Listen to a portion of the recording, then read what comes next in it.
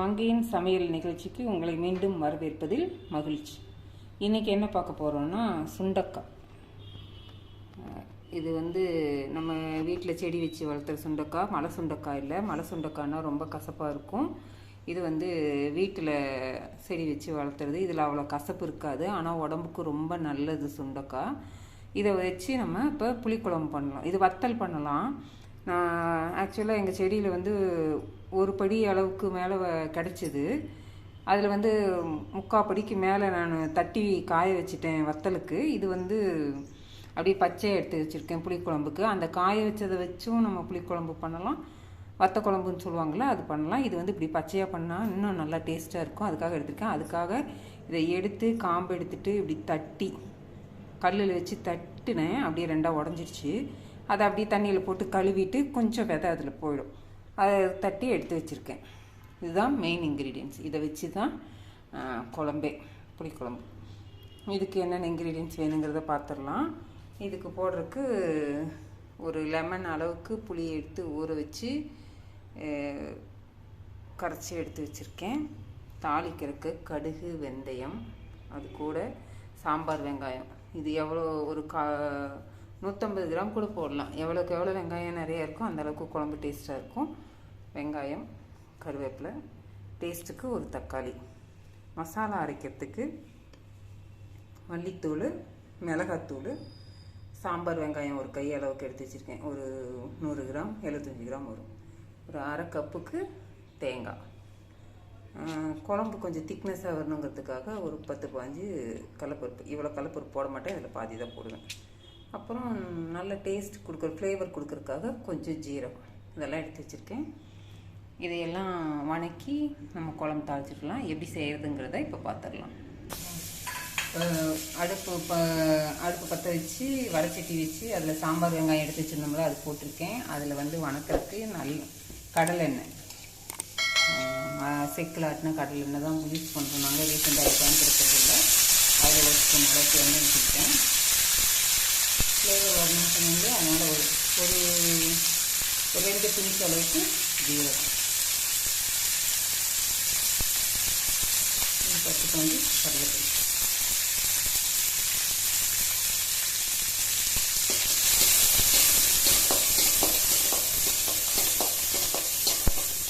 இதை அப்படியே வணக்கி விட்டுடலாம். இது முழுசாக வணங்கணும்னு இல்லை. ஆக்சுவலாக புளிக்குழம்புக்கு பச்சையாக கூட சின்ன வெங்காயம் அரைச்சி ஊற்றலாம், நல்லா தான் இருக்கும் டேஸ்ட்டு. அதுக்கு கொஞ்சம் கூட வேகணும். இதுக்கு கொஞ்சம் வணக்கிட்டோம்னா நல்லாயிருக்கும். கடலப்பருப்பு போடுறதுனால கடலப்பருப்பு வறுத்து தான் போடணும், பச்சையாக போடக்கூடாது. ஒரு மாதிரி குழப்பம் ஆகிடாது. அதனால் எதுனாலும் கடலப்பருப்பு வறுக்கணும். அதனால் சரி வெங்காயத்தையும் கொஞ்சம் வணக்கிடுவோமே அப்படின்னு வணக்கிட்டுருக்கேன்.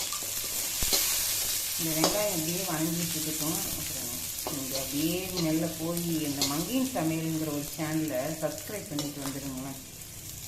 பெல் பட்டனையும் ஆல் பட்டனையும் கிளிக் பண்ணிட்டீங்கன்னா நம்ம வீடியோஸ் வரும்போது உங்களுக்கு காமிக்கிறேன். உங்களோட சப்போர்ட் எங்களுக்கு ரொம்ப ரொம்ப முக்கியம். சப்ஸ்கிரைப் பண்ணிட்டீங்க, சப்போர்ட் பண்ணுங்கள். நான் பெருசாக கேட்ரிங் எல்லாம் படித்து அதோட நுணுக்கமெல்லாம் தெரிஞ்சு இந்த சமையல் பழகலை. எனக்கு எங்கள் அம்மா சொல்லி கொடுத்தது தான் இது.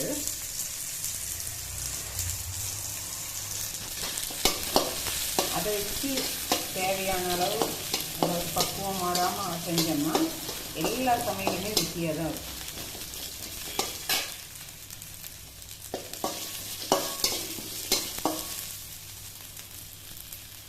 கடலைப்பருப்பு சிவக்க ஆரம்பிச்சிட்டு கொஞ்சம் புகை வர மாதிரி இருந்ததுன்னா அதுக்கு தனிச்சு வச்சுக்கணும்.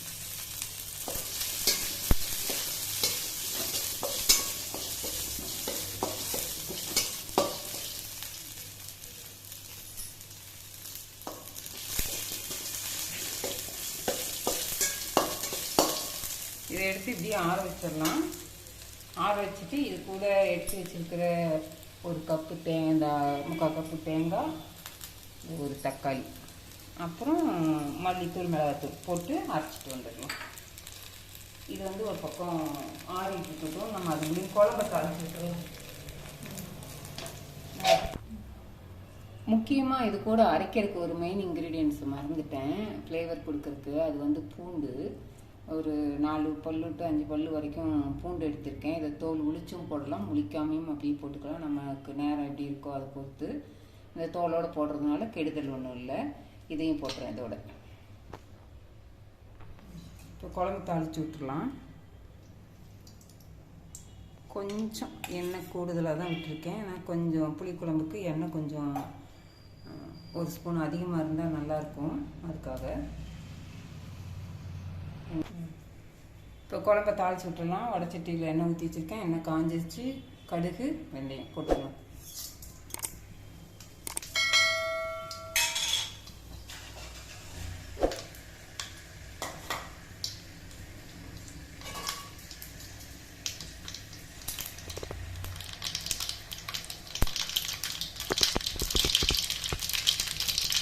ரெடி சட்டம் நின்னதையும் வெங்காயத்தை போட்டுருவோம்.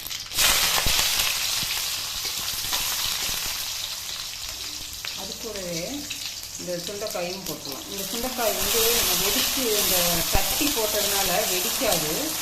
இது சப்போஸ் இது அப்படியே போட்டிங்கனாக்கா ரொம்ப வெடிச்சிடும், எண்ணெயில் மேலே தெரிச்சிடும்.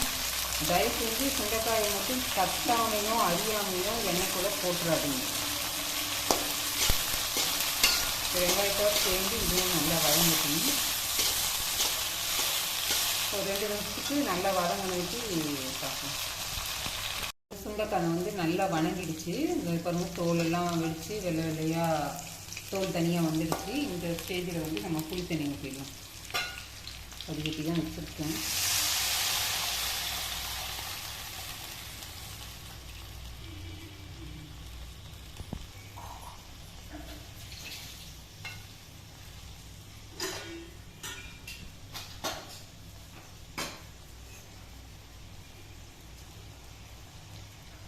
புளி ஊற்றுனதையும் இப்போ அதுக்கு தேவையான அளவு உப்பு போட்டுடலாம். அப்புறம் மஞ்சத்தூள்,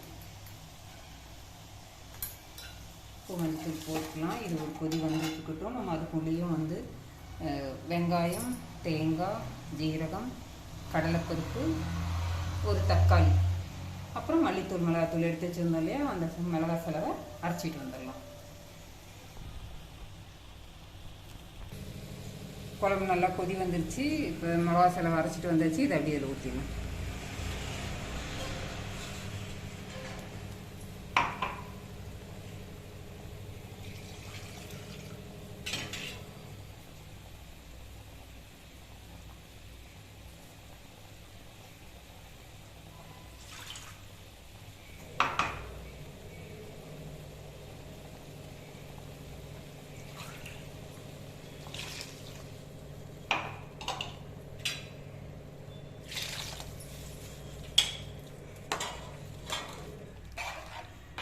கலந்து விட்டுடலாம். இப்போ இதுக்கு வேணுங்கிற இன்க்ரீடியன்ட்ஸ் எல்லாமே சேர்த்தாச்சு. நீ நல்லா குழம்பு கொதித்து நல்லா தயிராட்டு சுண்டுற வரைக்கும் சுண்டுட்டும் நல்லாயிருக்கும். இதில் அந்த சுண்டைக்காயை வந்து காய வச்சு வத்தலாக எடுத்து வச்சுருக்கு. அதை கூட வத்தல் குழம்பு செய்யலாம்னு சொன்னோம் பார்த்தீங்களா. அதை என்ன பண்ணணும்னா, ஒரு ஸ்பூன் எண்ணெய் தனியாக விட்டு இந்த நம்ம வேணுங்கிற அளவு சுண்டைக்காயை அதில் போட்டு நல்லா பெரட்டி வறுத்து எடுத்து குழம்புல கொட்டிடலாம். ஒன்று இல்லையா, கடுகு வெந்தயம் போடும்போதே அதை போட்டு லைட்டாக வறுத்துட்டு வெங்காயத்தை கொட்டி புளியை ஊற்றிடலாம். இந்த மாதிரி ரொம்ப நேரம் வணங்கணும்னு அவசியம் இல்லை. அது வந்து உடனே சீக்கிரம் பொரிஞ்சிடும். அந்த பச்சை சுண்டைக்காய்க்கு மட்டும்தான் இவ்வளோ நேரம் பொரியணும். இது நல்லா கொதித்து சுண்டி வரட்டும். சுண்டி வந்ததுக்கப்புறம் நான் உங்கள்கிட்ட காமிக்கிறேன். குழம்பு நல்லா கொதித்து உங்களுக்கு நல்லா தயிர் மாதிரி சுண்டி வந்துடுச்சு. இந்த ஸ்டேஜில் வந்து நம்ம கொத்தமல்லி தழை போட்டுடலாம்.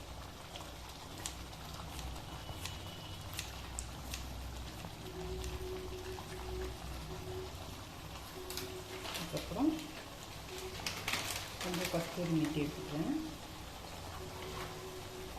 இது கஸ்தூரி மெத்திங்கிறது வெந்தயக்கீரையை காய வச்சு பதப்படுத்தி கடையில் ஸ்டோர்ஸில் கிடைக்கிது. இதை வந்து அப்படியே தூள் பண்ணி போட்டுக்கலாம். இது நல்ல ஃப்ளேவர் கொடுக்கும், ரொம்ப டேஸ்ட்டாக இருக்கும்.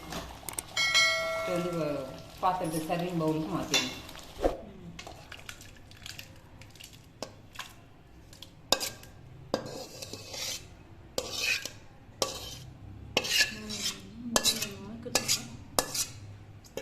செம்மையாக மணக்குது, சூப்பராக இருக்குது இது வாசம். இந்த வடச்சட்டி இருக்குது இல்லைங்களா, இதில் ஒரு கரண்டி சாதம் போட்டு அப்படியே பிசைஞ்சு சாப்பிட்டா செம்மையாக இருக்கும். சாப்பிட்டுட்டு வரேன்.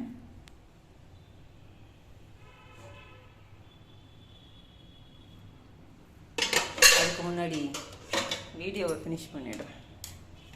இப்போ வந்து இதில் பெருங்காயம் போட்டுக்கலாம்.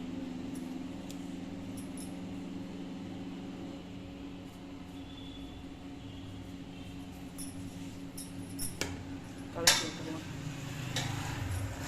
அப்படியே பெருங்காயம் முதல் கரண்டிலேயே வந்துடும். இப்போ அது கசக்கும்.